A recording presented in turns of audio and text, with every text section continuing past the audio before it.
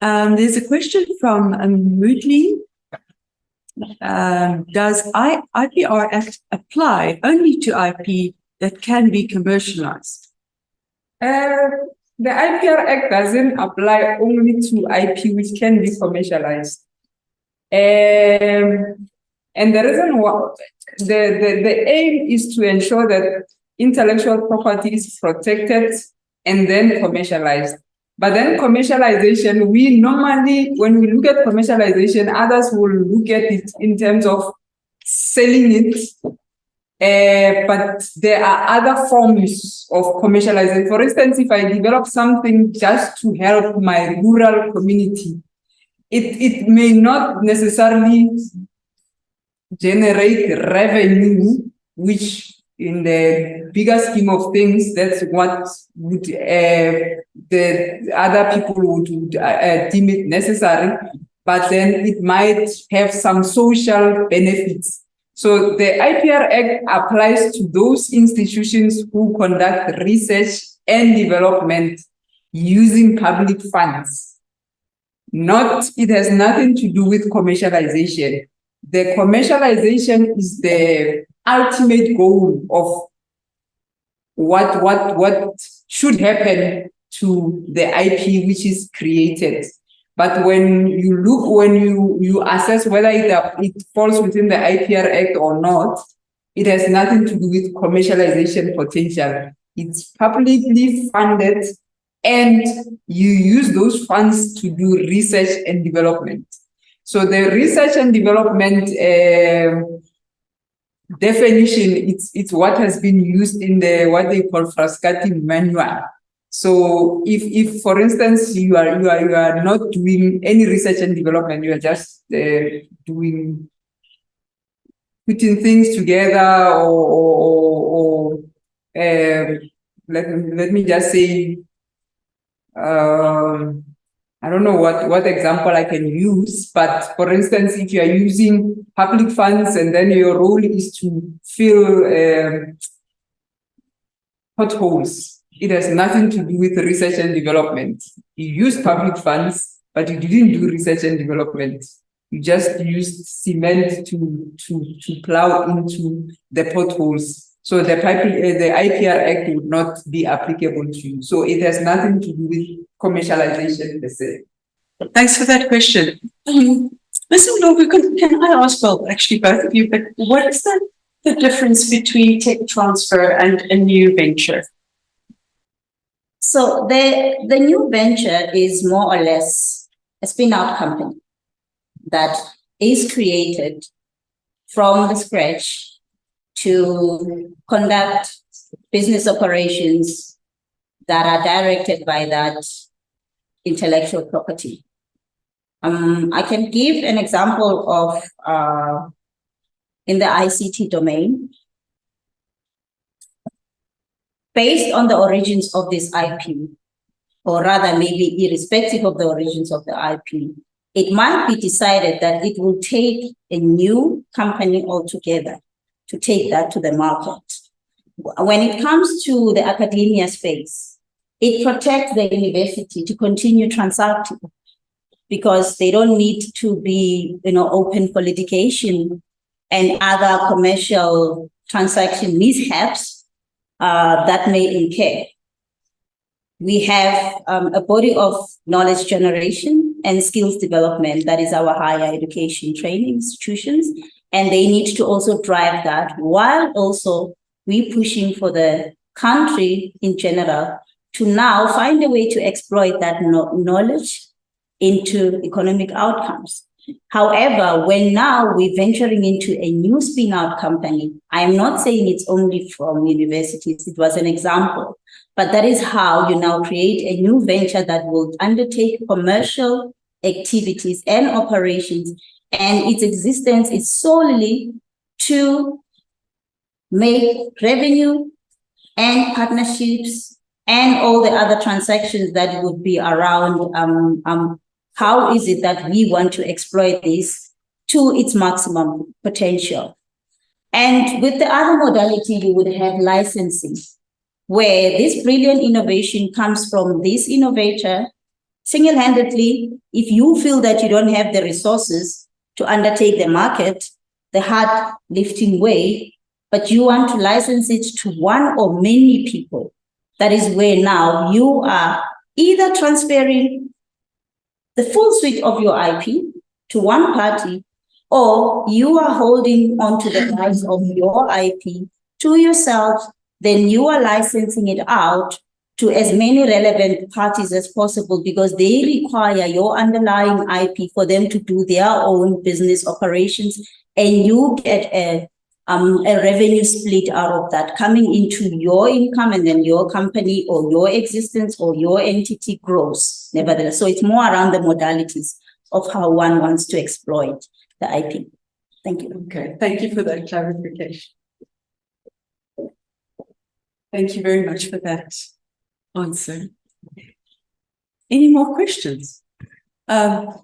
Ndamiso. Thank you very much, Dr. Kingo, for your question and raising that issue here. I think it is indeed an important one to take forward. Any other questions? Would you like to say a last word?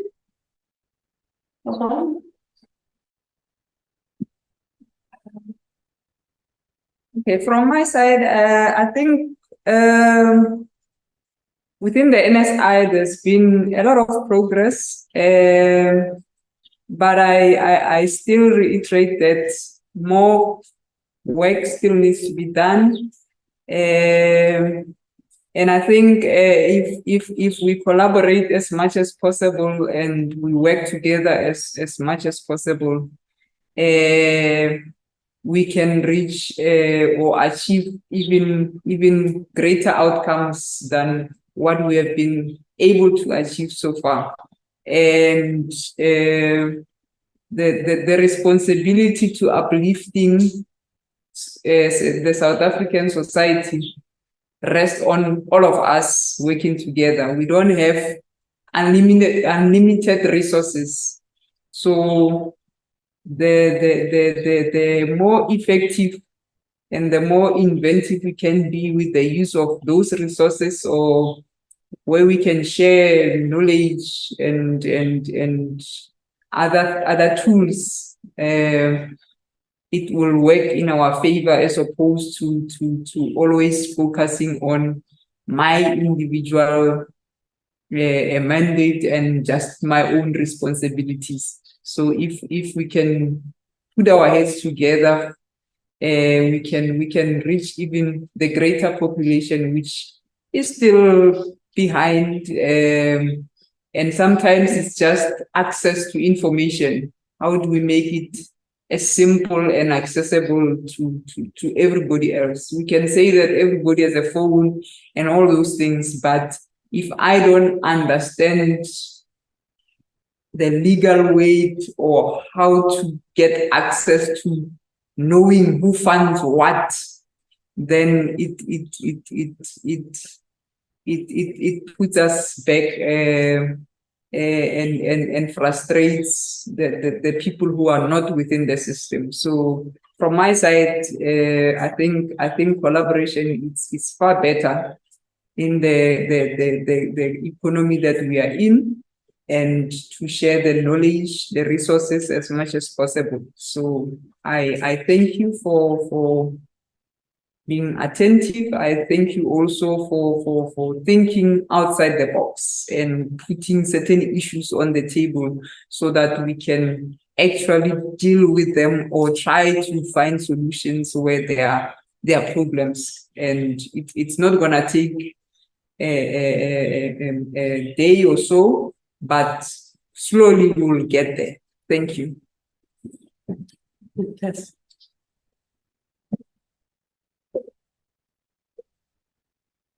From my side, I would like to reflect on the fact that we are a powerful country.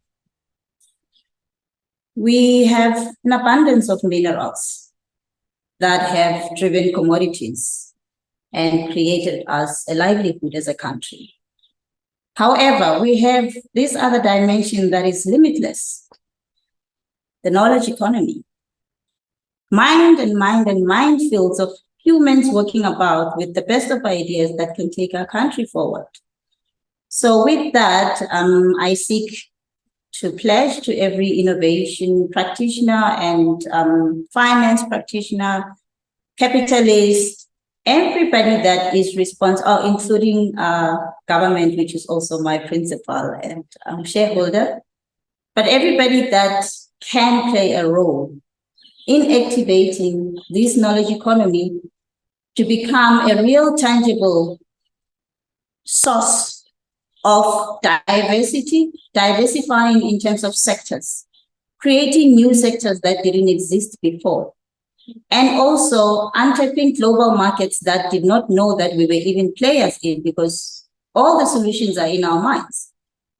So all those are mandated, or rather employed, or maybe have the conviction to move the country forward, can take a vested interest in cooperating to make sure that not just only the minerals and our land and the agriculture sectors give us a livelihood, but also we start harnessing from the actual humans that we are training in all walks of life to come up with solutions that will be able to fix our social ills, solutions that will be able to generate revenue for our country in terms of GDP. And let's wake up and try and improve each other's lives. Quality of life of the next person has to be felt. When I travel to developed economies, the one thing that I appreciate is their lifestyles, but it's based by a working, well-functional infrastructure that makes their, quality of life quite cheaper and bearable. And we would like that for our communities. And let's have an education system that will encourage innovative thinking at grassroots level. Let's have these kids enter into the education system already thinking out of the box and critical thinking and becoming entrepreneurs of the future. Thank you for inviting me.